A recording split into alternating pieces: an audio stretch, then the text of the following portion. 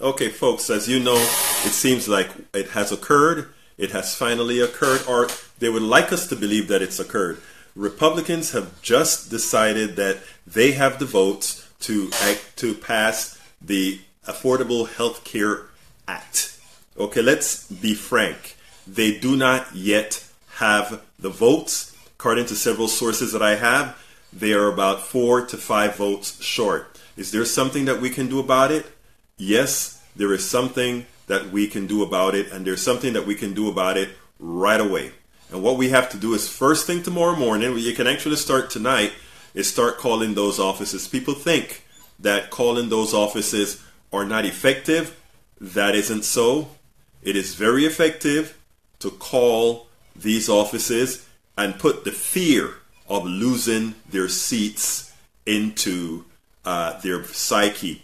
None of these Congress people, in fact, the two of them that went up, the congressman from Louisiana and the congressman from I don't remember where, who happened to go up there and speak to Trump and change his mind, both of those guys as well should be called and have the fear of losing their seats involved. Now, I want to tell you guys something about this this law that you need to concentrate on when you're talking to the congressperson.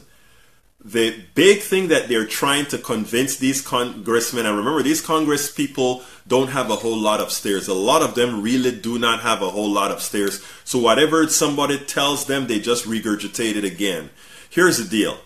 They want you to believe that it is okay now because they're going to put $8 billion to fund for 5 years high-risk pools. High-risk pools, by definition, cannot work. And let me explain that in a few details here. One, a high-risk pool, what it says is you have an insurance pool that is comprised solely of sick people.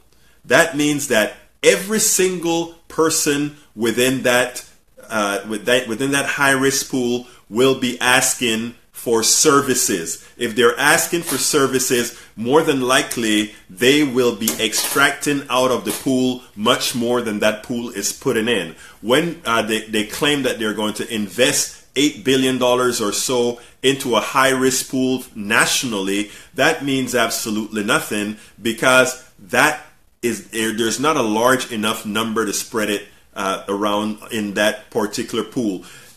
The lie is as follows: that somehow high-risk people are the ones that somehow make all these prices for everybody else go up. That is a lie. That is not the truth. The truth is, the reason insurance rates are so high, the reason that we pay so much, is that drug prices are allowed to escalate, even though we are the ones responsible most of the times for the creation of the drugs. We've allowed certain hospitals to simply test at will. We have allowed doctors, and certain doctors, not all, most doctors are good, to test at will. We cannot throw all the blame onto those people that are sicker than everybody else. If we had every sick person and every healthy person in that one big pool, those costs would be spread out and would be affordable, just like Medicare is affordable right now. And Medicare only covers old people. Medicare only covers old people, which cost more money, and somehow Medicare is very well taken care of compared to private insurance that we have currently in this country. So don't be fooled. High-risk pools is another way of saying we're going to either milk those people who have pre-existing conditions, which in general is about half of the population. Remember, you have high blood pressure, you have a pre-existing condition. You have a disc problem in your back, you have a pre-existing condition. You have a bad tooth in your mouth, you have a pre-existing condition. You have an infection in your lungs sometime recently, you have a pre-existing condition. So most people will have a pre-existing conditions, and insurance rates or insurances now can be written in such a manner that when pre-existing conditions occur, whenever they occur, they can deny you either service or deny you the ability to recover that which you spent. So don't be fooled. The second thing that makes insurance higher is that Obamacare required insurance companies to give a minimum amount of service, which means you had to get well woman care or well people care. It also meant that women and men could no longer be charged different rates. It also meant that every woman had to have contraceptive care or maternal care or whatever that sort of thing is. They need, by removing all these defaults in insurance, it meant that yes, some rates could go down, but for most Americans, their rates will go up because half of Americans have pre-existing conditions. The other great amount of Americans are older people who can now be charged 5 times as much as younger people. So don't be fooled. This change, and one other thing I'd like to mention, you cannot tell American citizens that you are going to cut $1 trillion out of the healthcare budget. You're going to cut $1 trillion and somehow you're going to get cheaper service for every, or less expensive insurance for every American citizen and better service for every American citizen. Republicans are looking at you all and saying, I can't believe you guys believe the crap we're selling you. We're going to cut $1 trillion from healthcare and somehow, magically, we're going to make you have lower rates for your insurance and we're going to give you better care. I have a bridge I'd like to sell you. We cannot be gullible American citizens. We cannot be gullible and buy the crap. And that is what's happening right now if we allow this bill to go through.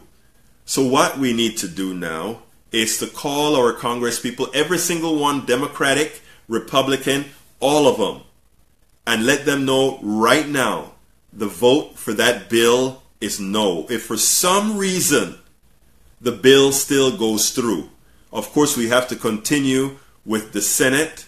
Of course we have to continue, period. But my goal for tonight is to tell you, first thing in the morning, fire up those phones and blow them apart and have your narrative ready.